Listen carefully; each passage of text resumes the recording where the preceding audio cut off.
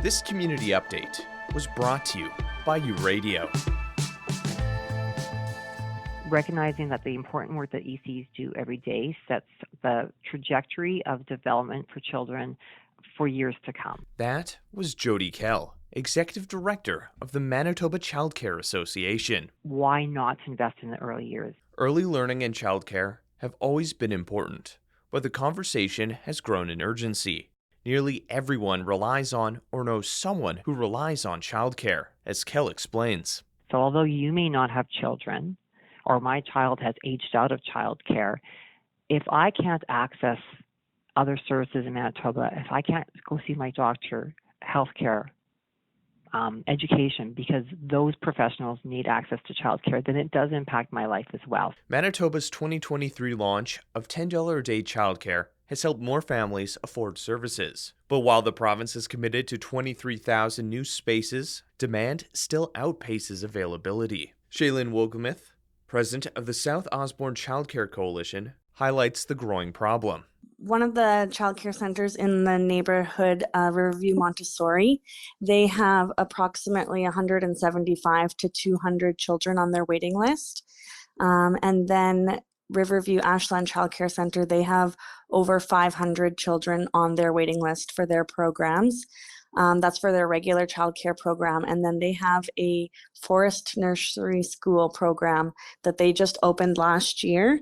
And that program itself has 180 children on the waiting list. To tackle these shortages, the coalition proposed repurposing vacant classrooms in Winnipeg School Division buildings, like Ashland School, where 4 rooms now sit mostly unused. Riverview Montessori, already housed there, occupies about half the building. The coalition suggests these rooms could be converted with minor renovations funded by government grants.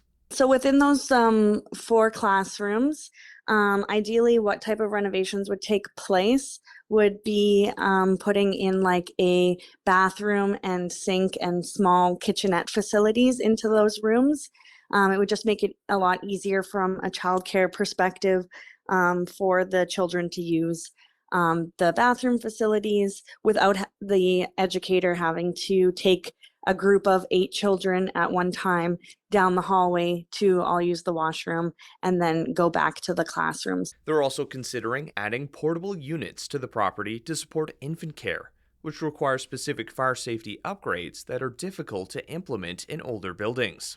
Multicultural followed up with the Winnipeg School Division and got a response from Secretary-Treasurer Clayton Bodkin.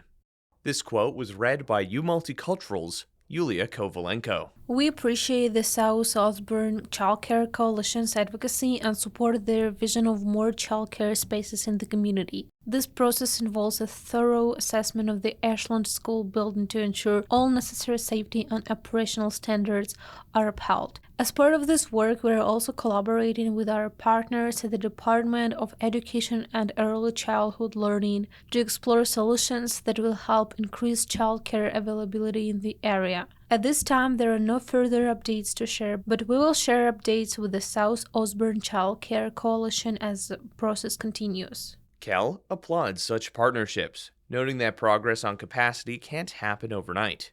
But she stresses that adding spaces is only one part of a broader challenge. The childcare system must stand on 3 pillars: affordability, accessibility, and quality. While $10 a day care and space expansion help affordability and access, quality hinges on a strong workforce.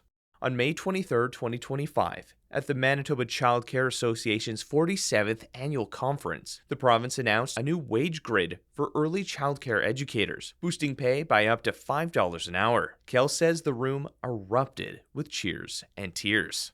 I said this to other reporters, I'll say it again. There was electricity in that room. There was cheers and there was tears. And one member came up to me. She said, I screamed so loudly that the person next to me, their Apple Watch thought that they had fallen over. So I mean, just to put it sort of in context of how wonderfully exciting that was. This wage boost follows 18 years of advocacy and aligns with the Manitoba Childcare Association's salary guideline scale. Kell says the competitive wages will stabilize the sector by reducing burnout and attracting new workers. Ensuring long-term success will require sustained investment and policy.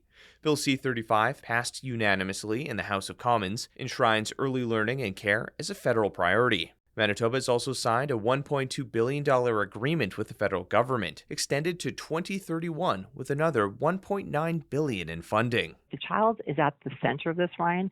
It's the inherent right of every child to have access to a high-quality program, whether they need it Monday through Friday, 9 to 5, or just a nursery school program because their needs are different for their families. We want children at the center.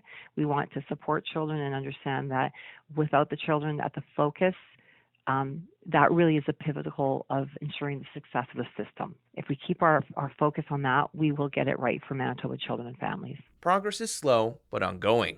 The Manitoba Child Care Association is finalizing a report from a probe research study involving parents and business leaders to understand perceptions of Manitoba's evolving childcare landscape. The last such survey was done in 2016. You're listening to U Radio, where diverse voices connect. Stay tuned for more stories and insights that matter. With U Multicultural and the Local Journalism Initiative, I'm Ryan Funk.